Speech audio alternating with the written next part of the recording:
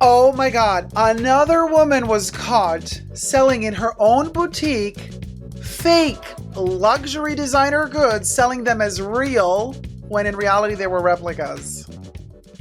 Let's get to all the details, including the Louis Vuitton details, after you subscribe to my channel here on the tubes and push the join button next to the subscription button. Become a member today, gain access to extra perks. You can also join me on Patreon, superdacob all spelled together there as well for extra perks. Thank you to my members and patrons who have already pledged. This video is being filmed live in front of a live virtual audience. I live stream every Saturday on my main channel, and you are all invited to join the live chats. Queue in the live co-chatters. Hello, my loves. Listen, you guys. Kiro7 News or Kiro7.com reports Ferndale, a Ferndale woman charged with selling fake designer items as genuine goods. Yes, it's been happening. Now, a federal grand jury has charged the Ferndale woman with multiple counts of trafficking in counterfeit goods. This lady is accused of selling counterfeit handbags, jewelry, and other items and representing them as products made by genuine designer brands, according to a news release from the Office of U.S. Attorney for the Western District of Washington. So, this lady ran a business that had a name. I'm not going to say the name of the business. And she was running it out of a warehouse space in Ferndale. And then in March, a website for the business advertised 467 items for sale that appeared to be made by Adidas, Burberry, Cartier, Chanel, Christian Dior, Fendi, Gucci, Hermes, Louis Vuitton, MCM, Nike, Prada, Saint Laurent, Tiffany & Co., Tory Burch, and UGG, according to case record. Like, honey, this lady was not, oh, honey, this lady was running the entire city of Paris. Okay, every brand that existed was in her stock. Okay, it was like everything, you named the brand, she sold the brand. Here's an example of one of the confiscated goods.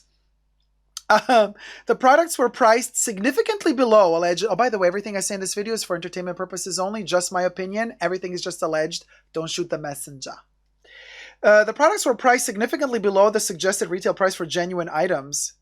And then in August and September of 2021, 3 shipments from China and Hong Kong that were headed to this person's company were seized from mail in Oakland, California. The shipments contained a wide variety of counterfeit goods. And then the lady, like, let me tell you, this is insane. It's like, okay, we'll go. What you want, I got it. What you want, the bag, that color, yeah, we Squickety says, looks legit, right? It looks like a regular back storage stockroom of any Louis Vuitton store.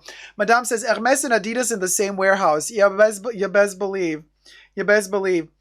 So the shipments contained a wide variety of counterfeit goods, and although the lady was notified of the seizures, she never requested to have the shipments released, according to an investigation. Now, obviously, we can guess why, because she probably, just my speculation here, only my opinion, she probably thought, well, okay, they figured out these are counterfeit, so let me...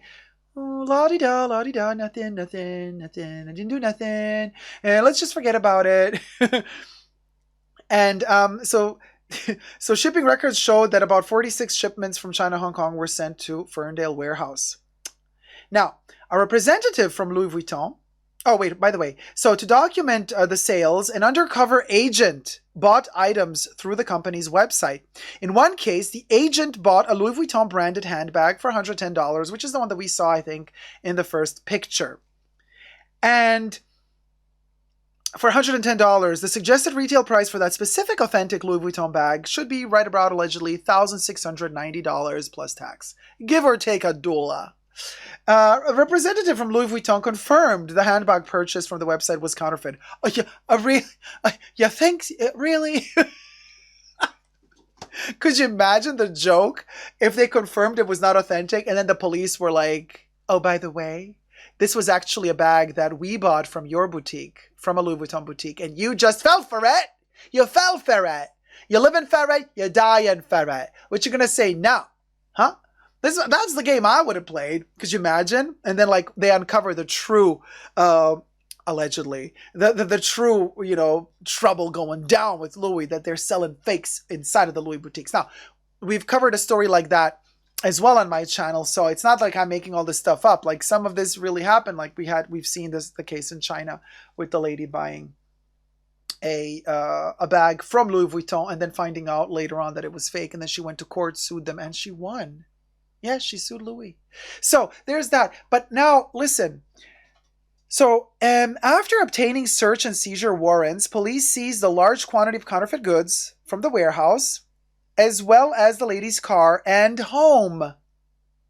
As well, they took everything. A conviction for trafficking counterfeit goods carries a sentence of up to 10 years in prison and a $2 million fine. Oh, check out all of these dust bags. Oh, honey. Oh, look at them. Just laying there. Just laying there. $2 million fine. The case is being investigated by Homeland Security Investigations with help from the U.S. Customs and Border Protection, the Whatcom County Sheriff's Office, U.S. Postal Inspection Service, the Ferndale Police Department, and the National Intellectual Property Rights Coordination Center. Oh boy. This lady is in for a journey. A journey. Because, yeah. And you know what? I mean, I don't know. Of course, this is illegal and you shouldn't be doing it. But I'm like, they're making this such a big deal. I don't know how much money she made selling all this stuff and how much rich it made or didn't make her, whatever. But like, you're kind of putting all the blame on this one poor woman who, yes, she did something wrong, but it's like she didn't manufacture these things.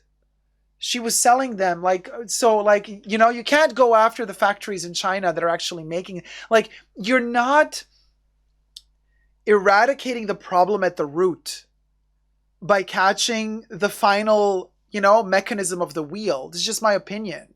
Like, you got to go deeper to prevent this from happening. But to prevent it from happening, you have to prevent it from being manufactured. And so, like, times are tough. People hustle. They try to find a way to survive however they can. I'm not saying this is correct. No, this is illegal. But as we so often know, the law does not always necessarily align with morals. The law is a different thing. And sometimes it aligns with morals, sometimes it doesn't. I mean, this is a no-win situation, says Debbie. I agree. But Uchi, 10 years and $2 million. It's like too much. Yes, prevent it from the roots, right? And I'm like, okay, I get it. So she did something terrible.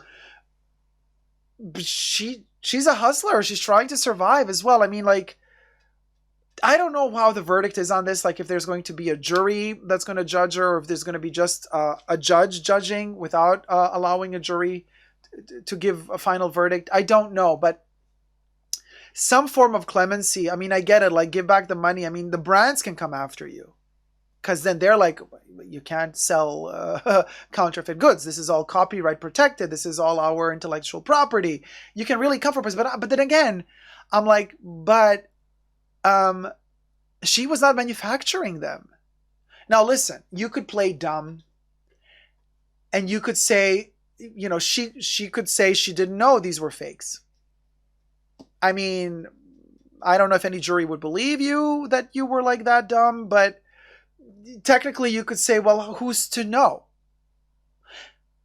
Who's to know? And then you start this whole debate about, well, technically certain pieces, the quality of certain products is sketchy, even the authentic ones. So where's the proof of these high-end brands that their products are only made in Europe? With Louis Vuitton, we know that they also have production facilities in the States. But like, if where's the proof that they don't order raw materials, that the canvas isn't produced in China and then imported to Europe or to America to build the final pieces? And if that canvas is produced in extra quantities illegally for the counterfeit manufacturers, well then like you could give the person the benefit of the doubt in saying that they really thought these products were authentic when they bought them to resell them. Because as far as I know, and I'm no lawyer, this is just my opinion here, you're allowed to resell a luxury item. If you bought it, you can resell it if you wanted to in a secondhand store or whatever. So if you have reasonable doubt that these are indeed authentic, but you just got them for a really good price, well then how can you how can they judge you for selling counterfeit goods if there's no document that proves that you, with malicious intent, right? With intent, were purchasing and reselling counterfeit goods. You might have thought the whole time that you were buying authentic goods and reselling them. Obviously, there's other illegalities there because in the case of Louis Vuitton, they would have never allowed that, obviously, because they only sell within their own boutiques. So it's not like they allow a person to all of a sudden, out of the blue, have a franchise to sell theirs. But then again, if you have a used store, secondhand store, they can't say, well, you're not allowed to sell our stuff. You can sell used stuff, and if it's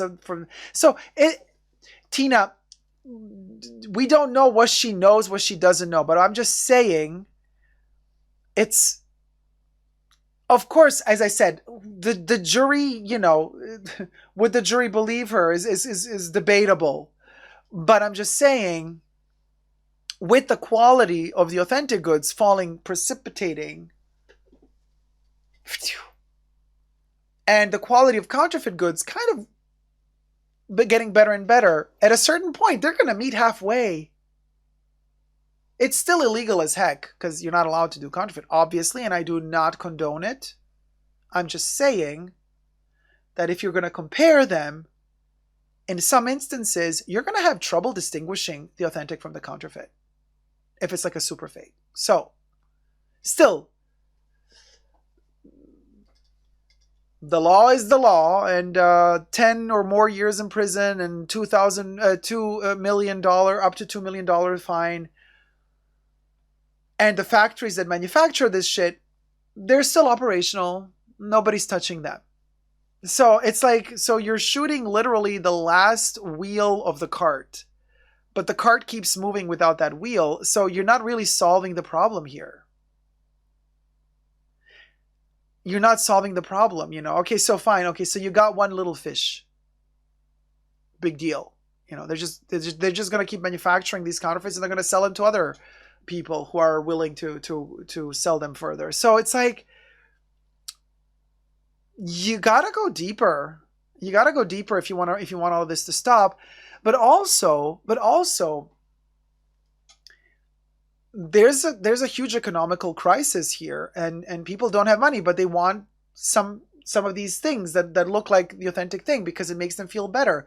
And if they can get it for the fraction of the cost of the authentic, which is like unattainable by most people, you can't stop people from wanting it. So you're still not eradicating the problem at the root. And the problem at the root here is economy, really. Better paid jobs, better conditions for workers, for people, better health insurance. If your economy is healthy, people wouldn't resort to this. So just by, getting rid of one person doing this does not solve the bigger issue at hand, which is the economy of the country, which is not doing well. This is not the cause. This is just one of the symptoms. Let me know your thoughts in the comment section down below. Subscribe and never give up on love.